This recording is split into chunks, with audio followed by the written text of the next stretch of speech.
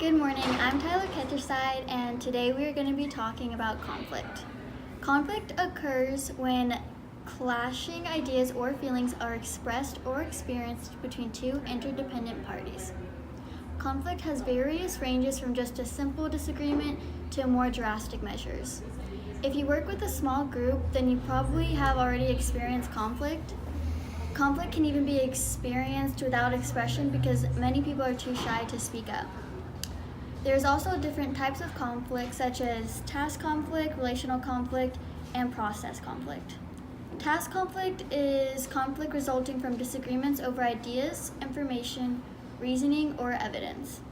Relational conflict results from personality clashes, likes, dislikes, and competition of power.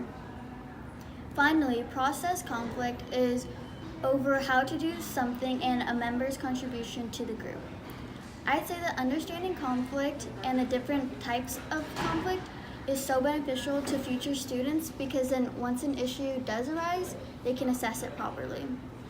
Many people believe that conflict is damaging and they try to avoid it as much as possible, but it can actually help the group in many ways. Conflict that is expressed and managed well can help members sharpen their thinking and decision making. This is just one of the 3 myths about conflict, and now I'll hand it over to Omar, who will elaborate on the myths. My name is Omar, and today I'll be going over the 3 main myths about conflict and the reality. The first myth is that conflict is harmful and should be avoided. Some might think that conflict might cause awkward interactions and create problems in the future. However, the positive outweighs the negatives. Conflict in groups can help members understand an issue and clear up any confusion.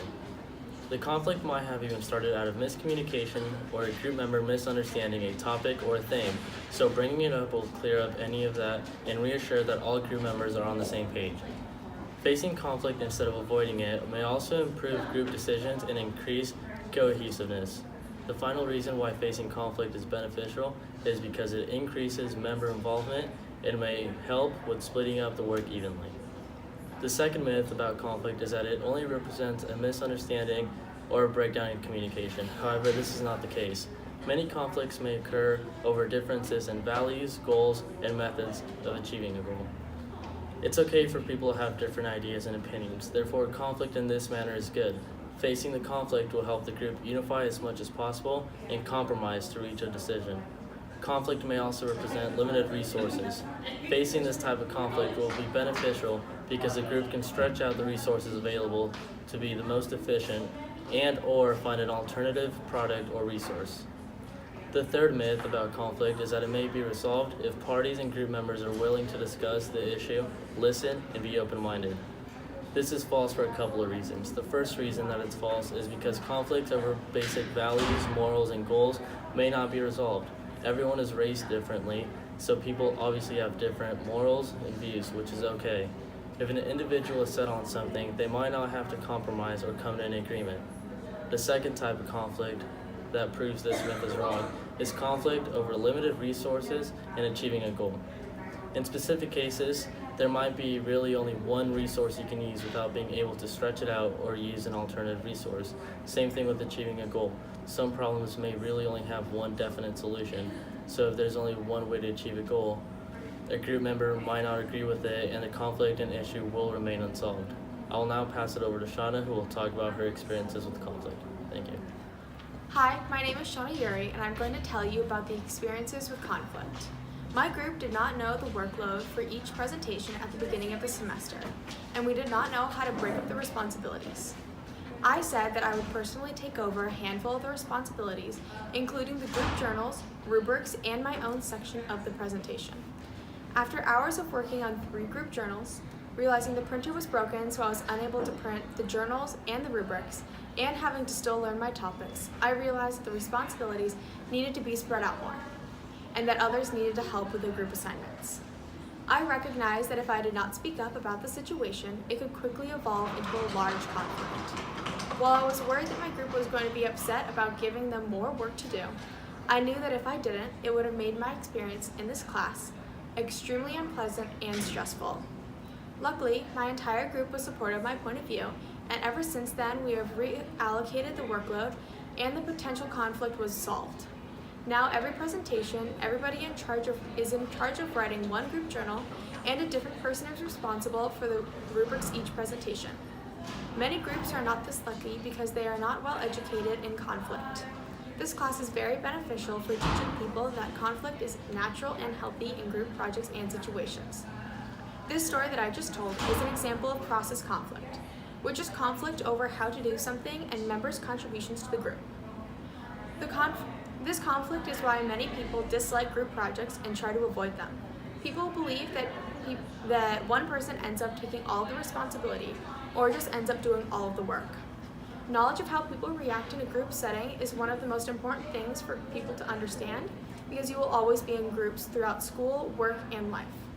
Brooke will now continue to talk about how the knowledge of different types of conflict can be beneficial and used in the real world. Hi everyone, my name is Brooke Wilson, and I'm going to be discussing relational conflict. Conflict that results from personality clashes, likes, dislikes, and competition for power is relational conflict. It is also known as affective or extrinsic conflict. Relational conflict is usually very detrimental to groups and is one of the most common factors that make members want to leave a group. This conflict occurs in a variety of environments ranging from classrooms to workplaces. I personally have experienced the effects of relational conflict in my place of employment. In high school, I worked at a Papa Murphy's store for nearly 2 years. While working there, I got along well with the majority of the other employees. However, one coworker and I had dramatically different personalities and views, and this caused a great deal of tension between us. We had both been working there at the store for approximately the same amount of time, but she was a year or two older than me. As a result, she often tried to behave like my boss, even though we held the same position as crew members. We argued, had severe power clashes, and continued to build up tension with each other until it was difficult for us to work the same shifts together. Neither of us was aware of how to properly handle our conflict, and when our manager attempted to mediate, the resentment between us only seemed to increase. It became nearly impossible for us to get along and work efficiently. Thinking back on the situation with my coworker, I wish that I had the same knowledge about conflict back then as I do now. Taking this communication studies class has made me more aware of all the types of conflicts and how they can affect me and the people I work with, along with how to properly handle such conflicts. Being able to manage personality differences, power clashes, and other issues that come along with relational conflict is important for all kinds of group work and other situations in life. The final type of the 3 major conflicts is task conflict, and, like relational conflict, it can be a vital part of working in groups. I will now be passing it on to Alexis in order to go further in depth about this topic. Thank you. Hello, my name is Alexis Walton, and as Brooke said, I'm going to talk about task conflict. Task conflict is otherwise known as substantive or intrinsic conflict. This type of conflict is more centered around and inside a group. And this is why this conflict is also known as intrinsic.